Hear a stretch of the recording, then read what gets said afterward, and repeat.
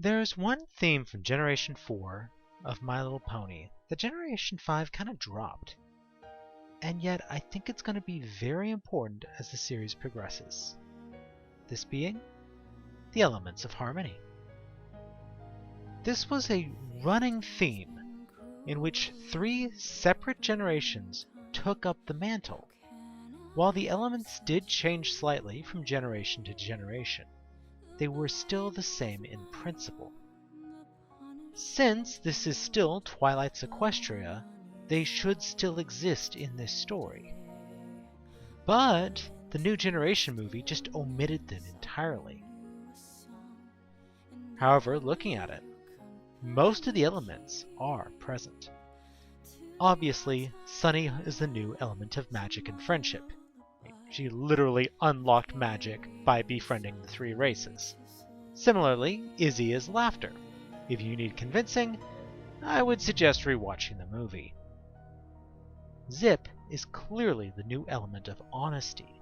She was openly bothered by her mother's deception to the point of committing treason in order to not have to live a lie. Similarly, Hitch is obviously loyalty. He followed Sunny across the known world, dedicated both to his childhood friend and his duties as sheriff. I have to say that Netflix showed his loyalty far better than Rainbow ever did in her episodes. That leaves Pip with generosity. Now, she doesn't get a whole lot of screen time in the movie, but despite running for her life from a G-rated lynch mob storming the palace, she still took the time to grab the crystal for her sister and bring it to her despite not having a clue what the entire thing is going. Of course, now, you bronies know that something's missing here. Where is the element of kindness? The one who talks to animals and cares for others. The other characters clearly map to the existing elements, but there's a glaring hole. The answer? He's been here the whole time. I am, of course, talking about Sprout. Now, part of this is the process of elimination, being the biggest character outside the main 5. However, let's look at the most important part of the pony's character. His cutie mark. A growing beet.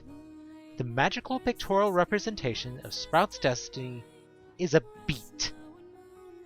If he was destined to be a policeman, he would have a cutie mark like Hitch or Shining Armor, showing a shield. If he was destined for business, he would have had a dollar sign like Filthy Rich or his mother's stock chart. This makes the entire story of the movie make sense. Sprout is being forced by his mother into fighting destiny. And, as we saw in the previous series, fighting one's fate does not leave ponies with good results. Now, sometimes it's subtle, such as when Cheese stopped entertaining to manage his joke factory. He just felt drained and couldn't laugh. Other times, the results are profound, like when Pinky thought all of her friends hated her at parties and just, well, went cuckoo for Cocoa Puffs. The fan name for these extreme cases is Cutie Mark Failure Sudden Insanity Syndrome. Your entire purpose for your existence snaps. You have one bad day and go loony as the Joker. In the most extreme cases of powerful ponies, this manifests in an alternate personality. Luna's failure to connect to her people resulted in Nightmare Moon. Human Twilight's failure to find her calling and friendship yielded Midnight Sparkle. Thankfully, Daybreaker never existed in canon, but fanfiction always has her result from Celestia's failure to protect her people. So, Sprout, who is supposed to be caring for plants, is ripped from his destiny and purpose to become a cop because his mother wants him to. He does everything because his mother wants him to be stronger and have more authority. So he snaps and declares himself Emperor. He's supposed to be a farmer, but is put up to inherit a weapons factory. So he has them build a war mech, planning to conquer the world. The final piece of evidence is the finale. Sprout's reaction in the ending was an angry, "I almost had them," or even a confused huff. His line in the ending was, "Mommy, was I a good sheriff?" Wow, Phyllis is a bad mother. She literally broke her son. But anyway, here's my prediction for the series. Obviously, Sprout is going to be coming along with the rest of the crew on adventures, because Hitch isn't going to let him out of his sight. Also, Sprout's going to have to do a lot of community service, including rebuilding Sunny's lighthouse and fixing her lawn and garden. I'm thinking that somewhere along the way, Sprout is going to rediscover his calling of helping things grow. And we'll have the whole team slowly warm up to him. Of course, there is one other benefit of Sprout being the new Fluttershy.